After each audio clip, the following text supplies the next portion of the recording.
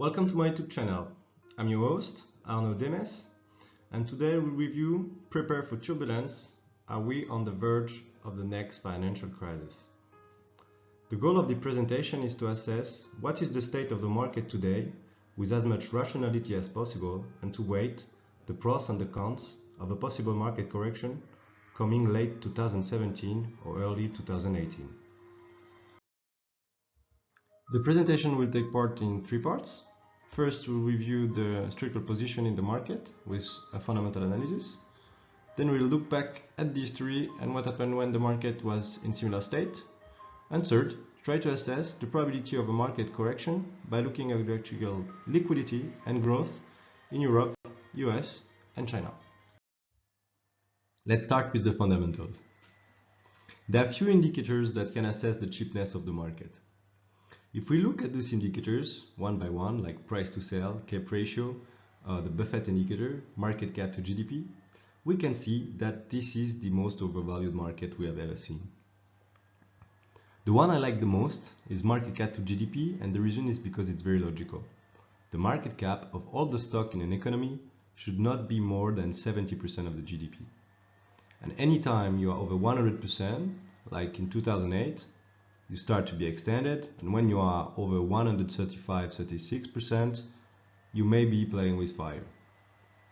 The problem of all those ratios are that they are not very good for short term. They are fantastic tools for long term.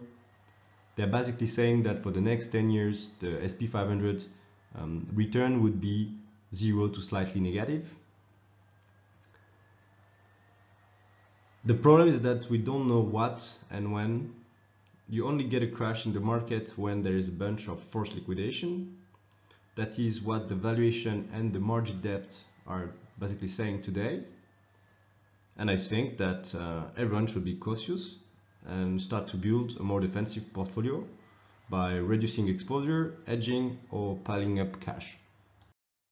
Well, I think that history rhymes, and today it rhymes exactly with the late 1929-1930s. If we look back in 1929, we can see that the election of Herbert Hoover was very similar to Donald Trump. He was the first Republican to win Texas. He had little to no experience in politics and had a Congress that promised all the same thing: tax reform, deportation of immigrants, and decrease in regulation. What they did not count on at the time was the slowdown of the economy, and they basically did all the wrong things. They started a trade war, put up trade barriers, and in fact, all it happened was that the US trade dropped 35% compared to the rest of the world.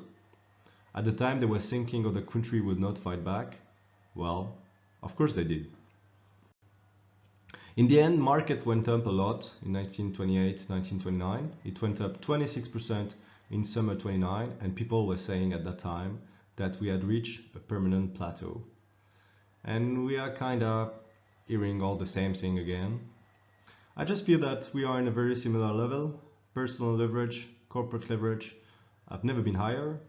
We have this boom in ETF like we had in investment trust in 1929. I'm not saying that we are heading a crisis, but I think that market is more crash prone today than 2 years back in time. Well, let's look at our third point. What is the state of liquidities and growth in the market? Welcome to quantitative easing. Well, in 2008, the Chinese had a lot of cash saved for a rainy day. It started raining and they started spending the money.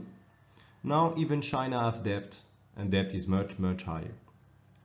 If we look back at the Fed, ECB and China combined, the balance sheet is over 4 times what it was in 2007. That may be an amusing analogy, but really it's not amusing at all.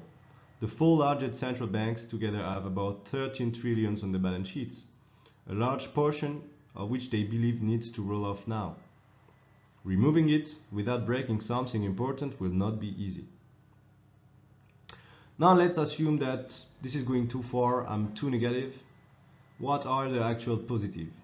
Well, in fact, I do think that there is a possibility that the Trump tax plan will boost GDP, lift stock, and force a third rethink. I also think that with Emmanuel Macron recent election in France and Angela Merkel in Germany, Europe will see even brighter days. US and Europe are showing signs of recovery and a start of a healthy growth.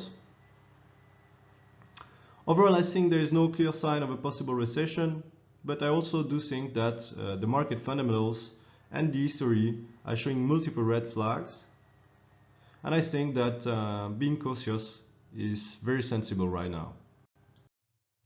Well, and to wrap up the presentation, I will introduce you to some key indicators that I use to assess the volatility and also the pricing of the market.